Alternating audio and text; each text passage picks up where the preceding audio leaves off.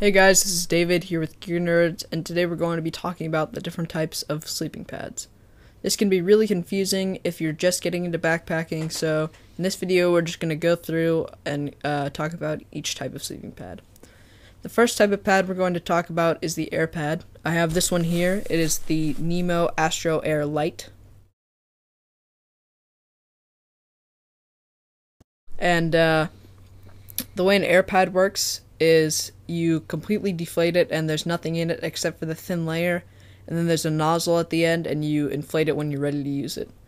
And it's really nice because, as you can see, it packs down very small, and this one is only 14 ounces, which is under a pound, and it's very comfortable and it packs down really small, and it's very light, which is why I recommend it for lightweight backpacking, because they are slightly expensive, but they're very light, they pack down really small, and they're very comfortable.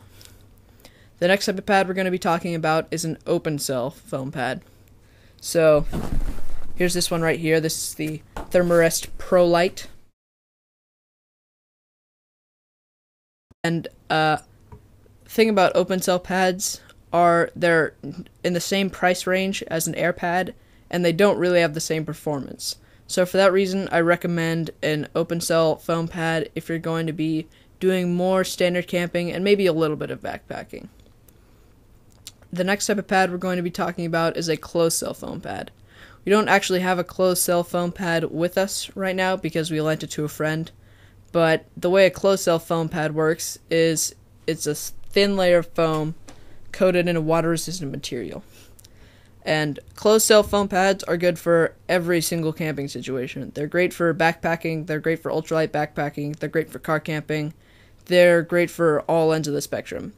So if you're really going to be doing all types of camping, then I would definitely recommend going with a closed cell foam pad.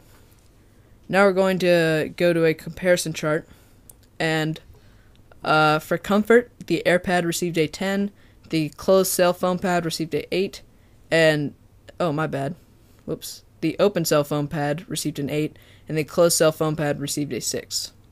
For insulation, all types of pad received a 10 because they all do great jobs at insulating. For weight, this Nemo Air Astro Lite is 14 ounces. The Therm-a-rest Z-Lite, which is the closed cell foam pad we used, was 14 ounces, and this Therm-a-rest prolite is 2 pounds and 2 ounces.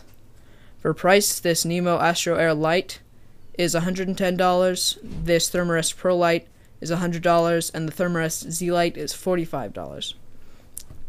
For durability, the air pad received a 7, because if it gets punctured, it's basically useless because you can't inflate it or anything. So it's just a millimeter thick layer that you have.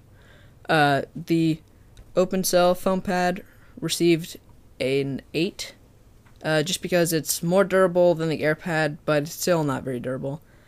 For the closed cell foam pad, it received a 10 because there's nothing really you can do to harm it. You could drop it off a mountain and it would be fine. For water resistance, the air pad received a 9 because it has a water resistant coating and it's really hard to get. It won't soak through, so it's very water resistant. The open cell foam pad got a 7 because if it gets wet, and it will get wet if you let it, if it gets soaked, then it'll just be practically useless. And the the closed cell foam pad received a 10 because it has a water resistant coating and there's nothing really for it to soak through. Overall, the air pad got a 9, the open cell foam pad got an 8.5, and the closed cell foam pad also got a 9. Thanks for watching. Be sure to like and subscribe. Check us out on Facebook and Twitter, and go to the description for links to all 3 pads we talked about.